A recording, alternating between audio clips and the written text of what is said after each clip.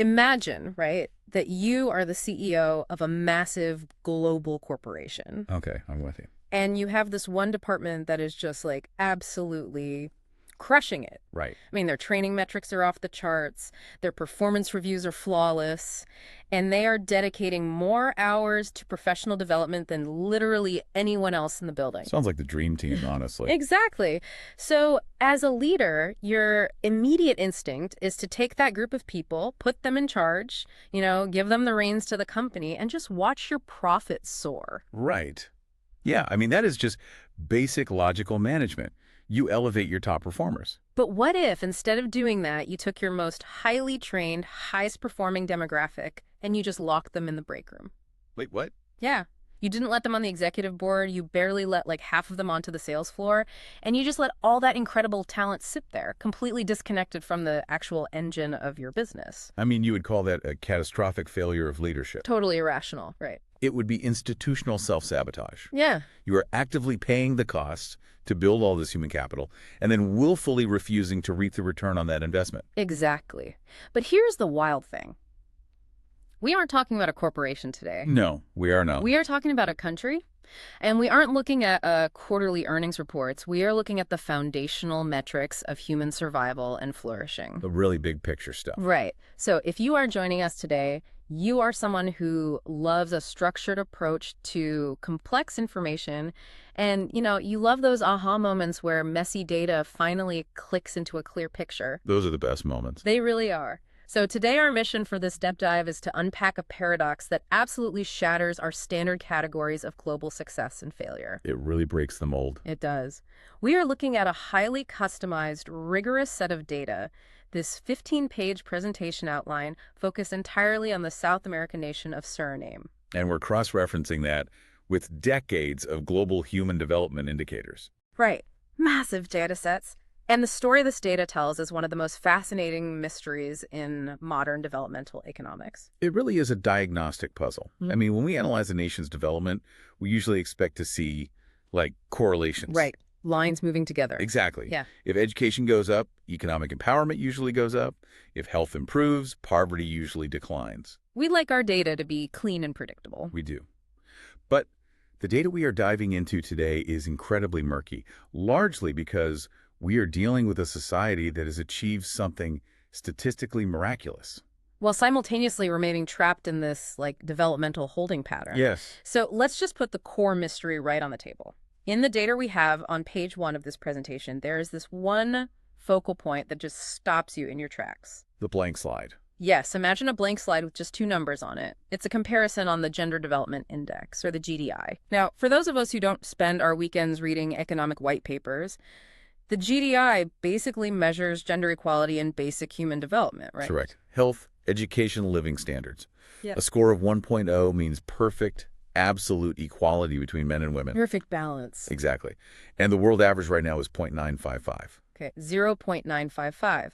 But Suriname, a country that struggles significantly in overall global development rankings, scores a near-perfect 0.993. Which is, statistically speaking, an absolute anomaly. It's massive. To put that into perspective, a 0.993 places them 46th in the world for gender development equality. Wow, 46? Yeah, they are statistically outpacing nations that have vastly more wealth, vastly more infrastructure, and vastly more geopolitical influence. Right. I mean, it looks like a gender miracle. It really does. So, okay, let's unpack this. How does a country that is sitting in the bottom half of global economic development achieve a level of statistical gender equality that rivals the most heavily developed nations on Earth? That is the big question. Does this reveal some kind of unique, untapped superpower in this country? And this is what we really need to figure out. Are we looking at a bizarre systemic imbalance where these beautiful numbers are actually masking a deeper dysfunction? I think that is the ultimate question here. Because you cannot just look at the shiny 0.993 and declare victory. Right. You can't just stop there. No. It's like a perfectly sliced pie is great, but if the pie itself is shrinking or, if it's made of sawdust. The equality of the slices doesn't mean much for the people eating it. Exactly. We have to look at the entire engine beneath that number. Okay, so to really grasp how bizarre this gender miracle is, we have to establish the baseline first. Set the stage. Yeah. Where does this country actually sit on the global stage? Because you can't understand an anomaly without understanding the norm. Very true. Let's talk about the granddaddy of all these metrics, the HDI, the Human Development Index. The HDI is the gold standard for a reason. It's everywhere. It is. Before the HDI was introduced in 1990, economists basically just looked at GDP, gross domestic product. Right. They just asked, how much money does this country make? But, money doesn't always translate to human well-being. Obviously not. So the HDI was created to measure three dimensions: a long and healthy life, access to knowledge, and a decent standard of living. So health, education, and wealth. Precisely. Yeah. It's a much more human way to look at success. And if we look at the macro picture, the 30-year evolution from 1990 to 2023, the global story is overwhelmingly positive, right? Yes. The world HDI grew by about 24.3%. It went from an average of 0.60 to 0.756. That's a huge jump. It is. That represents billions of people gaining access to basic vaccines, clean water, literacy, electricity. It's essentially the story of human progress. And looking at the data, Suriname was generally riding that way for a long time. They were. From 2004 to 2019, their HDI grew steadily. They climbed from 0.679 up to 0.720. A very solid trajectory. Right. So if you were an analyst looking at that graph in 2019, you'd say, great, they're on the right track. It's a success story. You absolutely would. But then, of course, the world hit a wall. The COVID-19 pandemic. Exactly. In 2020 and 2021, we saw the global HDI dip for the first time in its history. Which makes sense. Right. Global supply chains froze, schools closed, healthcare systems were totally overwhelmed. But the data shows that while the whole world took a hit, Suriname took a particularly brutal punch to the jaw. A very sharp drop. Their HDI plummeted down to 0.697 in 2021. I mean, that isn't just a dip, that is a massive erasure of progress. It really is. They essentially lost years of developmental gains in a matter of 24 months. And it highlights the fragility of development in the global south. When a wealthy nation faces a pandemic, they can print money or they can subsidize their workforce. They can transition everyone to Zoom school in a week. Exactly. They transition to remote learning relatively quickly. Developing nations often don't have those shock absorbers. Right. Their economies are more vulnerable to global supply chain disruptions, and their medical infrastructures have much, much thinner margins for error. Now, they have recovered slightly since then. The data shows them bouncing back to 0.722 in 2023. So numerically, back to where they were right before the pandemic. Yeah, but when you look at the trajectory line on the graph, the momentum is it's gone. They are plateauing. Yes, the growth velocity has severely stalled compared to their historical trends. It's flat. And this brings us to a really crucial and often deeply frustrating concept in developmental economics. Okay, lay it on me. It's the difference between absolute progress and relative progress. This is where I think the data gets really insidious. Oh, absolutely. Because if you are a politician in Suriname, you can point to that absolute number, that 0.722, and say, look, we are higher than we were in 2004. We are higher than we were in 2021. Progress. You could make a very convincing campaign ad out of that. Right. But you have to look at the rank. In 2023, Suriname ranks roughly 114th to 119th out of 203 countries tracked. Which places them firmly, stubbornly, in the bottom half of the global distribution. I was thinking about this, and it is like being on a treadmill that someone else controls, and they keep turning up the speed. Oh, that's a great analogy. You are moving your legs, you are sweating, you are putting in the work, your absolute metrics, your heart rate, your steps are increasing. But you're not going anywhere. Right, because the treadmill is speeding up, you are running just to stay in the exact same place. Over the decades, despite all their numerical improvements, Suriname has historically remained permanently stuck in the bottom 58.6% of global relative development. They are caught in a rank trap. A rank trap, I like that term. The rank trap is a perfect way to conceptualize it. Why does relative rank matter more than absolute numbers, though? Let's break that down for the listener. Well, we live in a hyper-globalized economy, right? Capital, talent, and opportunity are incredibly fluid. They go where the money is. They flow to wherever they can get the best return. If your nation is improving its education and health at a rate of, say, 2% a year, that feels like a win domestically. Sure. But if the global average is improving at 4% a year, your quote-unquote progress is actually a loss of competitive edge. Because foreign investors are looking at a spreadsheet of every country on Earth. Exactly. You're becoming relatively less attractive for foreign direct investment. I mean, Why would a tech company build a regional hub in your country if the nation next door is advancing their technical literacy twice as fast? Hey, that wouldn't. No. Furthermore, your purchasing power parity erodes relative to your trading partners. Okay, let's pause right there, because purchasing power parity, or PPP, is one of those terms economists love to throw around. Guilty as charged. Huh, all right. Ugh. But I want to make sure we really understand how it impacts a normal person buying groceries. What does PPP actually measure? It's a crucial concept. If I tell you someone makes $100 a day in New York City and someone else makes $100 a day in rural South America, you instinctively know that the second person is vastly wealthier in their daily life. Right, because a sandwich in New York is like $20 now. Exactly. The cost of rent, a loaf of bread, a gallon of gas, it's all different.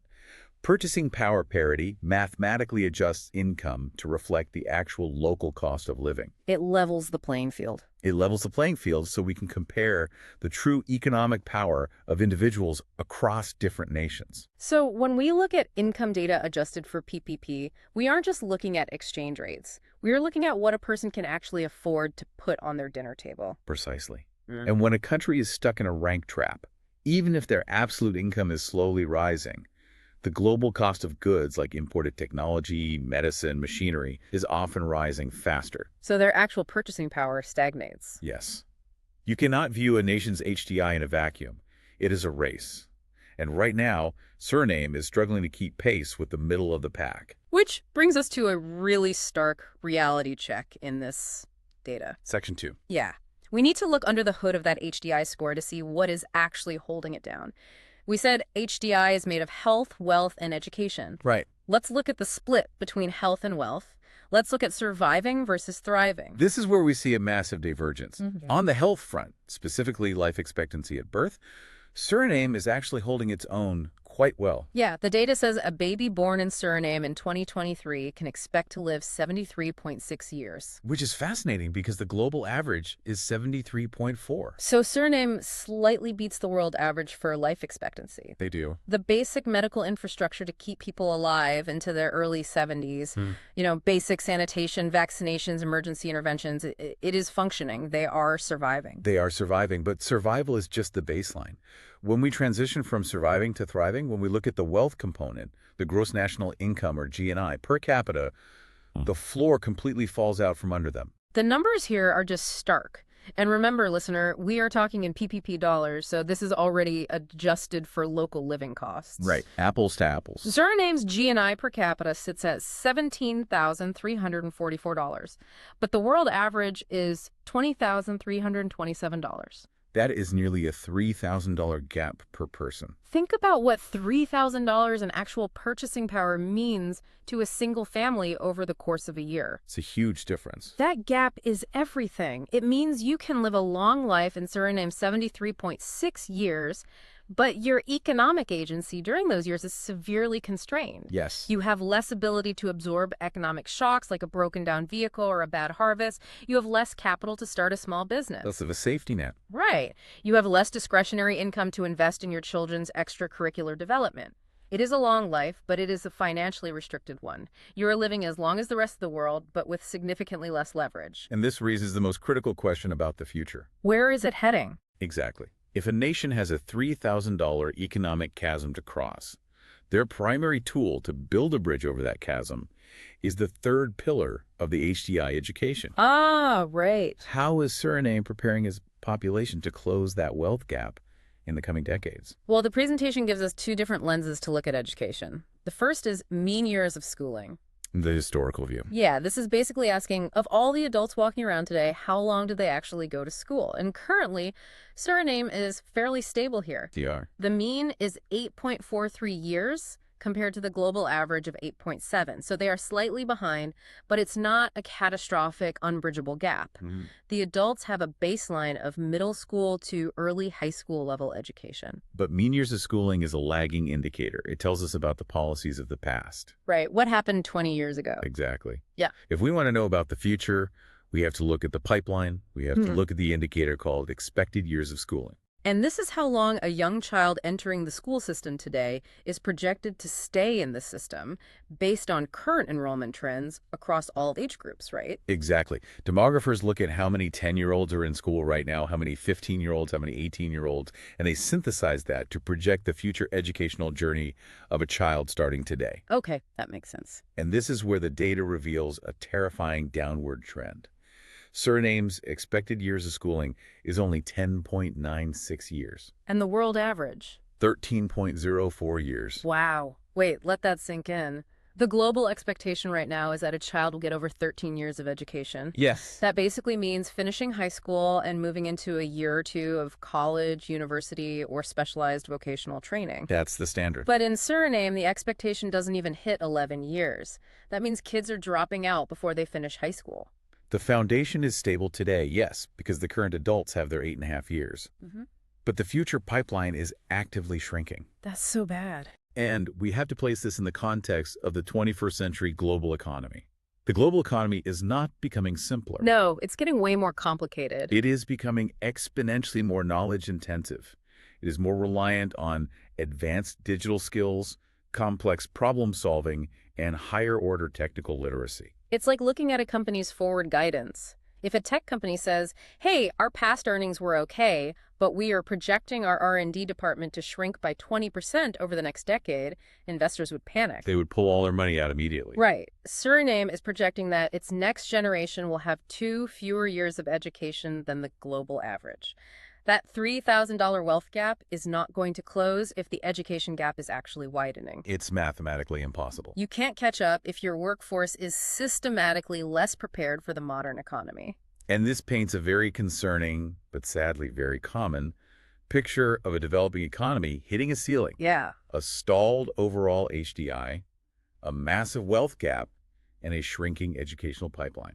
But, and this is where we have to completely flip the script. Let's pit it. Because amidst all of this struggle, amidst the rank trap and the shrinking pipeline, we arrive at section 3 of our data, the utopia illusion. This is where it gets really interesting. We have to go back to that blank slide from the beginning. We have to talk about the Gender Development Index. The GDI.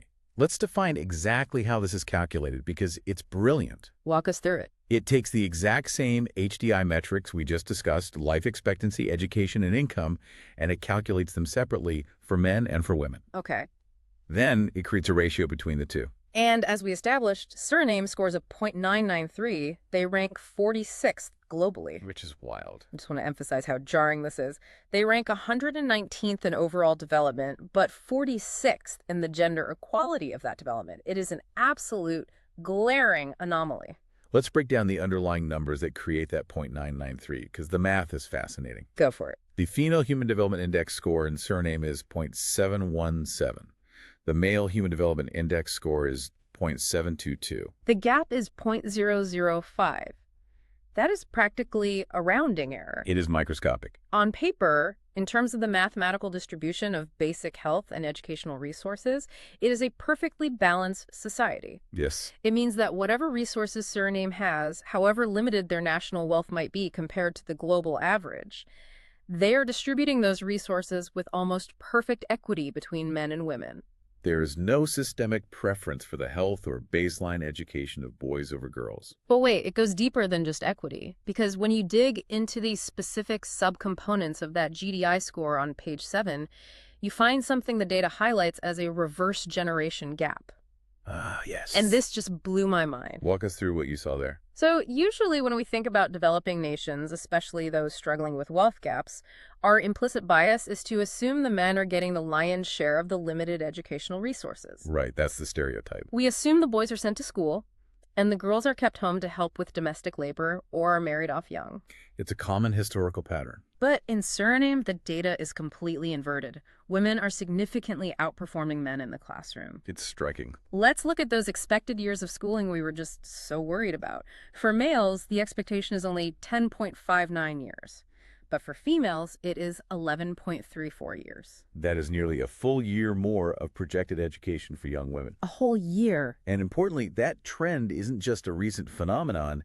It is already fully visible in the adult population today. Right, the mean years. The mean years of schooling for adult males, currently stands at 8.21 years, but for adult females, it's 8.63 years. Women are staying in school longer. They are achieving higher levels of basic educational development than the men, period. It's undeniable in the data. In a country that is fighting economic headwinds, struggling to keep pace globally, the women are the ones driving the human capital engine forward. They are the growth engine. When you look at those numbers, it really does look like a miracle. You have to marvel at a system that manages to not just educate its girls, but have them lead the charge in skill acquisition. It is a remarkable achievement, and it speaks to cultural values regarding female education that many vastly wealthier nations struggle to implement. Totally. But, and this is perhaps the heaviest, but in all of developmental economics, we have to be incredibly careful here. Why is that? Because we cannot confuse development capabilities with societal empowerment. Okay, let's unpack that distinction, because I think that is the crux of this entire deep dive.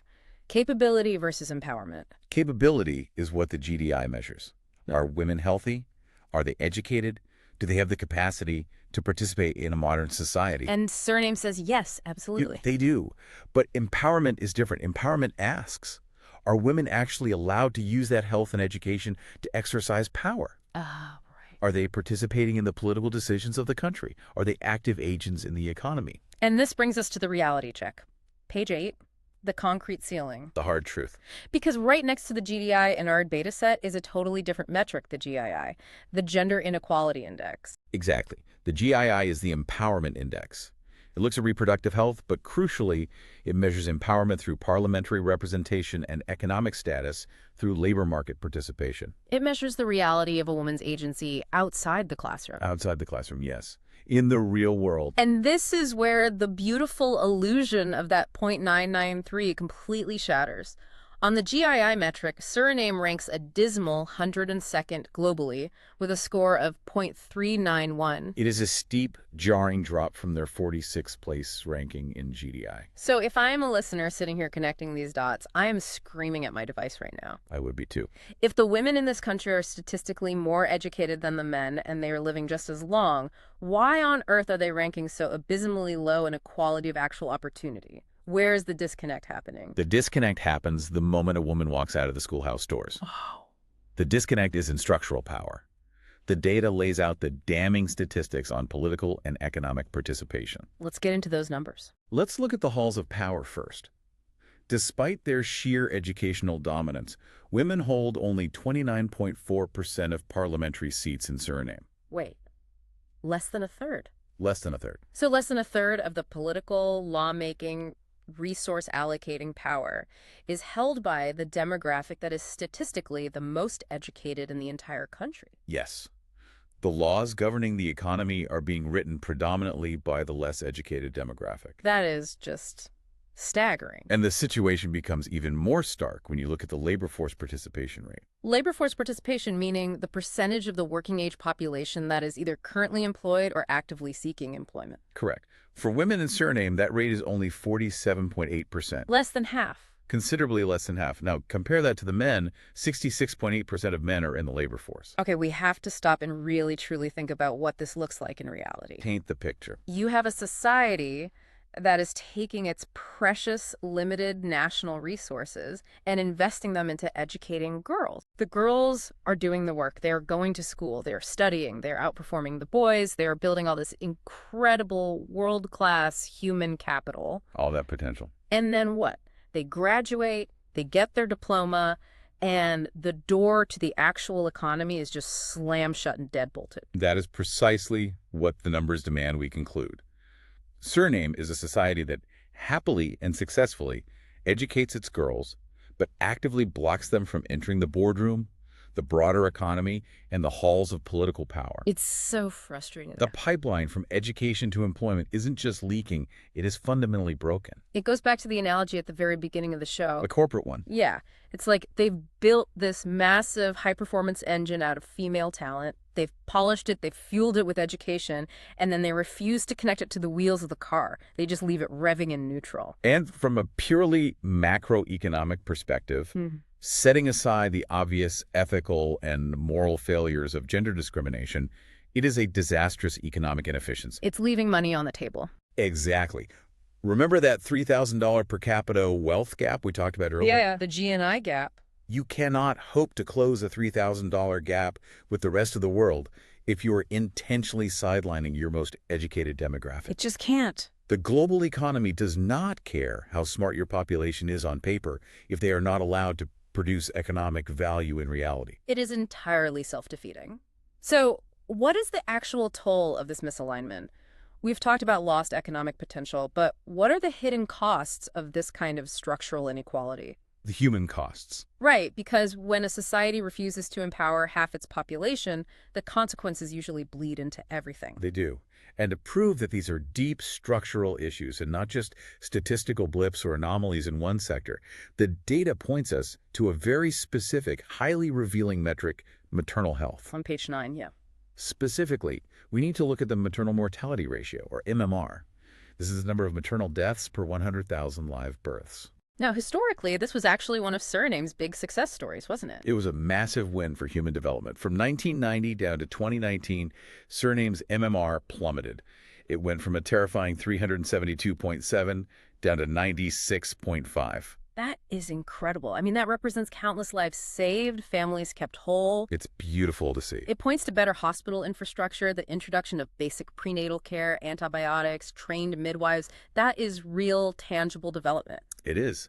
They also saw the teenage birth rate drop from 91.5 to 44.0. Huge strides in reproductive capability. Yeah. But the data highlights a very concerning bottleneck that has appeared recently. Right, the flat line. Yes. Since 2019, that MMR number has completely flatlined. In 2020, it was 96.5. Okay. In 2021, 96.5. 2022, 96.5. 2023, 96.5. 4 straight years with zero statistical improvement. Why does a number like that just hit a brick wall and stop moving? I mean, if the medical technology exists globally, why does the progress freeze? Because in developmental economics, there is a phenomenon known as the last mile problem. The last mile. Yeah. The easy medical gains have already been made. It is relatively inexpensive and straightforward to build basic rural clinics, to distribute antibiotics, and to train local midwives in basic sanitation. That gets your number from 300 down to 100. Exactly.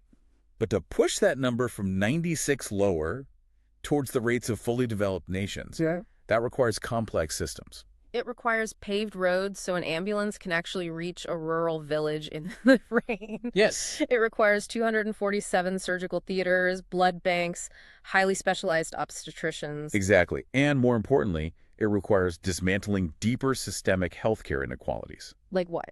Well, it requires women having the economic power of their own money to afford transit to specialized care. It requires women having the political power, like, more than 29% of parliament, to demand better regional hospital funding in the national budget. So, It requires societal empowerment for women to control their own health outcomes and reproductive timelines without needing male permission.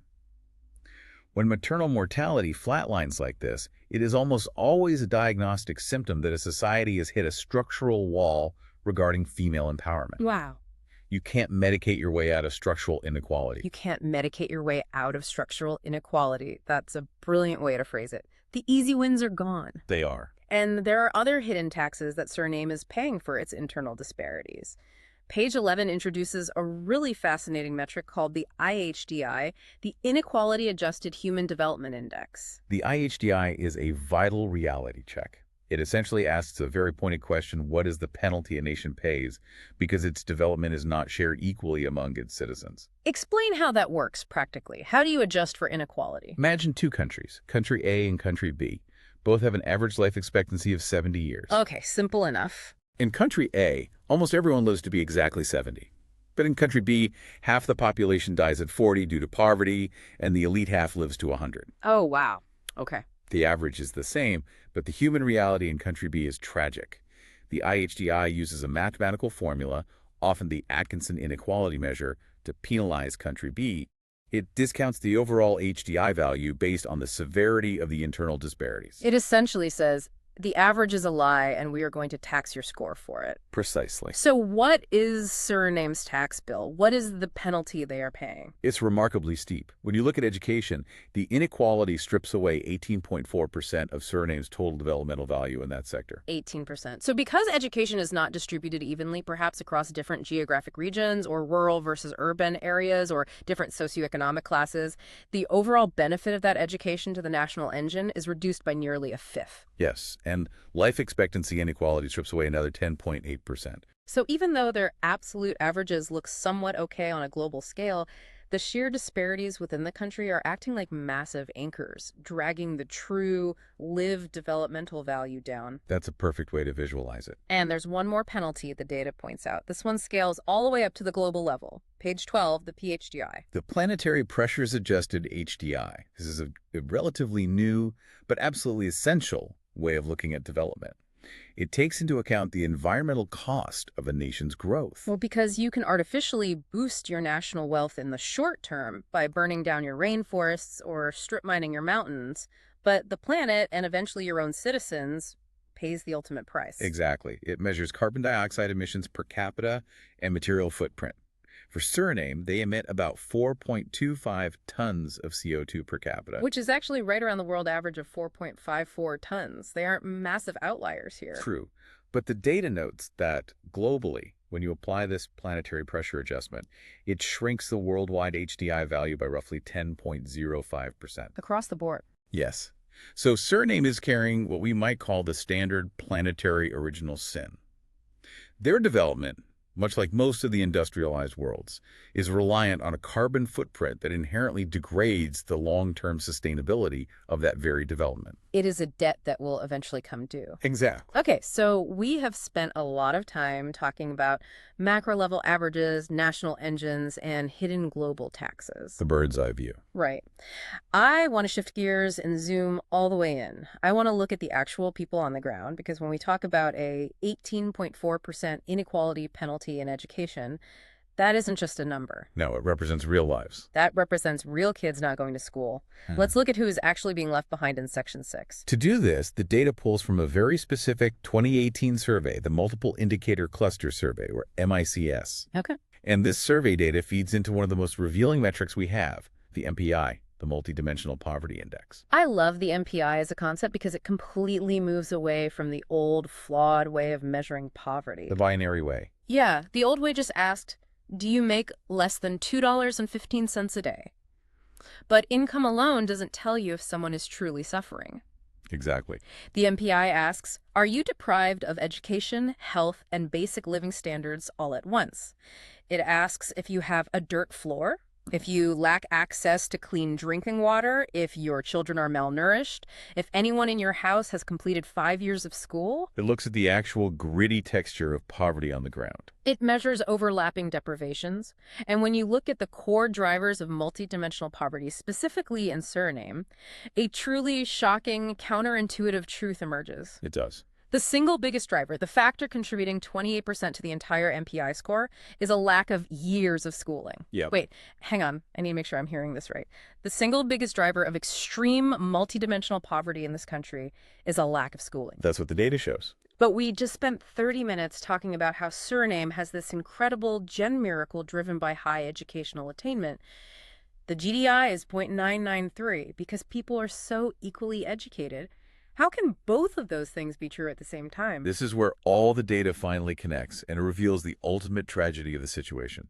The nation's greatest strength, on paper, its educational baseline that creates that near-perfect gender equality, is highly, highly concentrated. Oh, I see. It is not evenly distributed across the population. The elite educational performance of the urban populations or the middle-class women, the performance that props up the national average and creates the GDI miracle, is entirely masking a severe, devastating educational deficit at the bottom of the socioeconomic ladder. The average is a lie. The average is a mask. When you look at the MPI breakdown, it isn't just years of schooling at 28%. What else is there? School attendance contributes another 15.8% to the poverty index, and nutrition is 15.0%. So if you combine those, nearly half of all the extreme multidimensional poverty in the entire country is driven simply by kids not being physically present in a classroom, adults never having had the chance to go to school, and families not having enough food to sustain cognitive development. Yes, the sheer lack of baseline education in rural areas or among marginalized indigenous communities or in specific impoverished districts is the exact anchor dragging the nation down. It's two different worlds. Exactly. Yeah. So you have women in the capital getting university degrees, driving the GDI up, while a few hundred miles away, children are trapped in generational poverty because there isn't a functioning primary school. It is the absolute definition of a misaligned state. And the sources provide this final matrix on page 14, this radar chart that just perfectly summarizes the bizarre, contradictory profile of Suriname in 2023. It's a great visual summary. Let's look at the four corners of this matrix. You have an elite gender development index ranking 46th in the world, an absolute triumph on paper. But then you have a mediocre human development index ranking 119th, a stalled overall engine. You have a struggling gender inequality index ranking 102nd. Showing that the educated women are systematically denied power. And you have a highly vulnerable, multidimensional poverty index, where they rank 7th out of 17 of their regional peers, showing deep systemic deprivation at the bottom. It is a nation of extremes, beautifully hidden behind the smooth surface of global averages. It is a diagnostic puzzle that, when finally solved, reveals a society fighting itself. So we've gone through the data, we've looked at the x-rays, the MRIs, the blood work. What's the prognosis? How do we synthesize this journey and look toward the future? The primary conclusion we have to draw from all this data is that Suriname is not a failing state. No, absolutely not. Failing states don't achieve 0.993 gender equality in education. Exactly. It is a misaligned state. It has already done the hardest part of development. It has built a massive functioning engine of highly educated, capable women. The human capital is there. The potential is sitting right there, ready to be utilized. But the societal structures, the political norms, and the economic barriers refuse to put those women in the driver's seat. And because of that, the strategic recommendation from the data on page 15 is incredibly clear. It's almost frustratingly simple. It really is. To break out of the bottom 60% of global development, to finally escape that rank trap and that speeding treadmill, Suriname doesn't need to invent a miraculous new technology. They don't need to discover some massive new deposit of natural resources. They simply need to dismantle the gender barriers in their labor market. Yeah. They need to let their highly educated female population actually participate in the formal economy. If you have a demographic that is statistically outperforming everyone else in the classroom, you must allow them to translate that education into economic output. If they just aligned their labor market with their educational outcomes, if they took that 47% female labor participation rate and brought it up to match the men's 66%, that $3,000 wealth gap would likely begin to close rapidly. Yeah. The HDI would rise, the tax revenue would increase, allowing them to fund those rural schools and tackle the MPI. It is the lowest hanging fruit for explosive national development. It is the key to unlocking the engine. But, as history shows us repeatedly, dismantling structural power and sharing economic control is often the hardest thing for any society to actually execute. It's never easy. No, it requires a cultural shift, not just an economic policy. And I want you listening to this right now to really internalize this, because this isn't just a story about macroeconomics in South America. No, it's universal. This is a pattern of human behavior. Think about your own workplace. Think about organizations you've been a part of or industries you've observed. How often do companies spend massive amounts of resources training and developing talent? All the time. They send people to seminars, they pay for upskilling, they tout their diversity and inclusion metrics in their hiring. They love the PR. Exactly. But then they hit certain demographics with an invisible concrete ceiling when it comes to actual leadership, actual budget control, actual power. It happens constantly in the corporate world. Organizations build capability, they brag about their GDI equivalents, but they deny empowerment, their GII. And the result is always the same. Institutional stagnation. You lose your best talent, and your competitors pull ahead. The data from Suriname just proves this reality on a massive macroeconomic scale. When you educate a population but deny them agency, you don't just hurt them individually. You put a hard, impenetrable cap on your entire society's potential. You throttle your own future. You pay for the fuel, but refuse to turn the key. Exactly. Which leaves us with a lingering question. We started this whole deep dive by looking at that blank slide with just two numbers on it. 0.993 and 0.955. Right. We track human development by measuring if people are educated, if they're healthy, And if they are making a baseline income, we put these numbers into beautiful spreadsheets, we rank countries, and we applaud when the decimals go up. We love a good metric. We really do. But if a nation can achieve near-perfect statistical equality in the classroom, while simultaneously marginalizing that exact same population in the real world, are global metrics for success actually capturing human flourishing? Or just the illusion of it. Exactly, just the illusion of it.